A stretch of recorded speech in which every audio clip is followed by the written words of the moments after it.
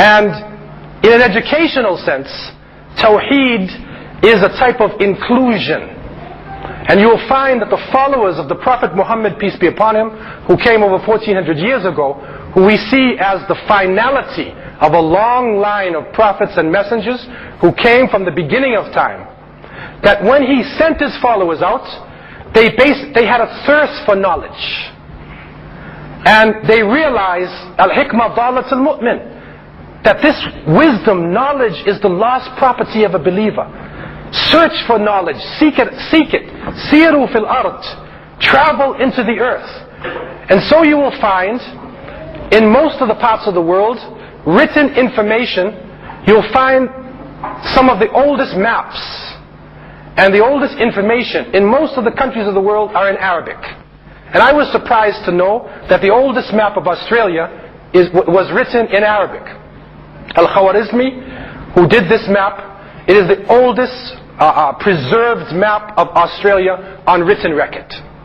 We also found in America, in 956, Al-Mas'udi did a map of America, and he did a map of the world, and he drew America and he said, Ard Majhula, unknown territory. It is the oldest preserved map. And so the Muslims then traveled throughout the earth. And in going to different countries, they actually took in the knowledge of the ancient ones. They took in the knowledge of the ancient Egyptians, the knowledge of the Chinese, the knowledge of India, the knowledge of the Middle East, the knowledge of the Greeks, of the Romans, and put it in a Tawheedic type of form.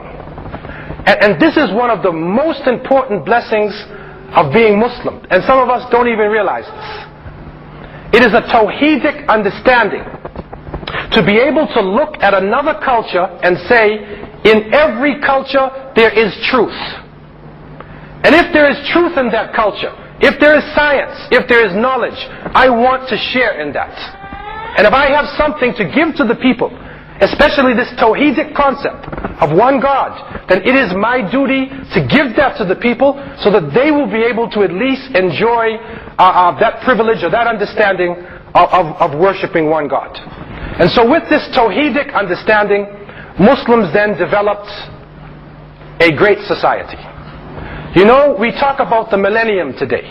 We say this is the millennium, and you were in an area where a lot of people wanted to be right in the Pacific, for the start of the millennium.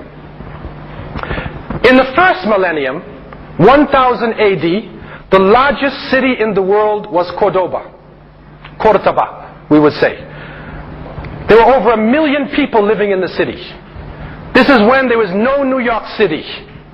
There was no Los Angeles. There was no Dallas, Texas. London and Paris were only small villages. The great capitals of the world actually had to look toward the Muslim world. This is where the Tawheedic understanding came into play, bringing in the knowledge of all the peoples of the world. And so it was a common thing at that time in Cordoba and Granada and Toledo and Seville and the great capitals, but especially there. It was common for a Muslim to be able to read and speak Arabic, also to read Latin, also to speak a dialect of Spanish. And then because people were coming in from Germany and they were coming from different parts of the world, they were able to pick up many different languages and then translate the knowledge of the ancient ones and put it in this new form. And so the present day modern system owes its basis to Muslims. This might be a shock to you, because if Muslims are only trying to blow up the world, how can they do anything positive? Zero is an Arabic letter, a sifr. The concept of zero, which was probably first used in ancient Egypt. I had the chance to go to Egypt, to Misr, to Saqqara, the temple of Saqqara. And underneath the temple of Saqqara, there are hieroglyphic writings, and on there was zero and decimal numbers. This is like 3000 BC. They had zero and decimal numbers. They were doing complicated brain surgery. They knew the nervous system, and they knew the skeletal system. In ancient India, They were also using 0 for a long time. So the Muslims took this knowledge, brought it together, and gave us the present system that we have. And so 1, 2, 3, 4, 5 is the Arabic numeral system. You're counting in Arabic. The computer, the binary numbers, it's Arabic. So the basis of the computer age actually came out of what we would call the golden age of Islam, where Muslims developed understandings like algebra from Jabr, also calculus, trigonometry. All of these were expanded and developed by Muslims. The scientific method, the basis of alchemy is alchemia, chemistry, the scientific method, also even the historical method. And when we read Ibn Khaldun, his Muqaddimah, we see the basis of the historical method. Some even say that history comes from ustur, asatir al-awwalin. It is the stories of those who came before us. And so the basis of the science that we have today, the basis of city-states, the basis of civil society, civil, organized, structured society, came in its modern sense out of Muslim capitals. Because the Roman Empire had fallen, and China was landlocked. It wasn't affecting the rest of the world. And so it was the Muslims who took this knowledge and then made it available to the world in a Tawhidic form. Now, one of the important things that was done in that time is that the environment was seen to be the creation of Allah. And so therefore, if you were a scientist and you were doing a scientific experiment, you wanted to bring water into the city. And it is said in Cordoba and Granada the water was flowing in. Every home had running water. The streets were lit for 20 kilometers in any direction. This was a time when the great capitals of Europe were in darkness. At that point, this Tawhidic understanding. So how do they bring the water in? They don't fight against nature. They don't see nature as the enemy. They understand the principles of nature and then use gravity, building aqueducts, building canals.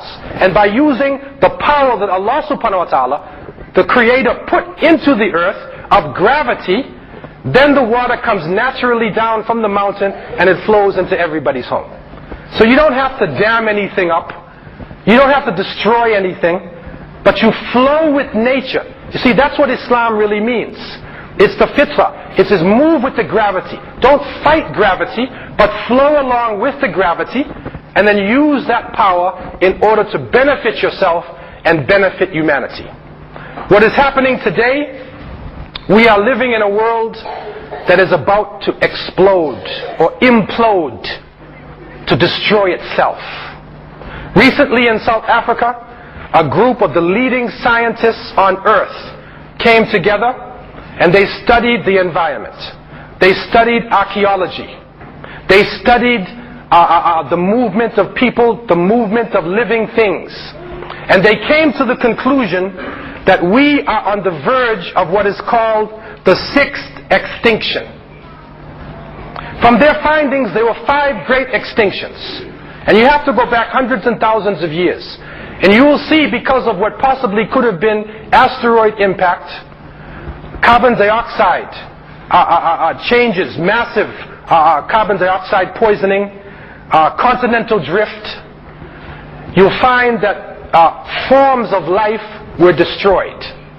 At this point in time, there were 5 extinctions. We are living in the 6th extinction. And in this extinction, it is said that the victims would be plant life, mammal, it would be mammals. Okay, mainly it would be mammals and birds.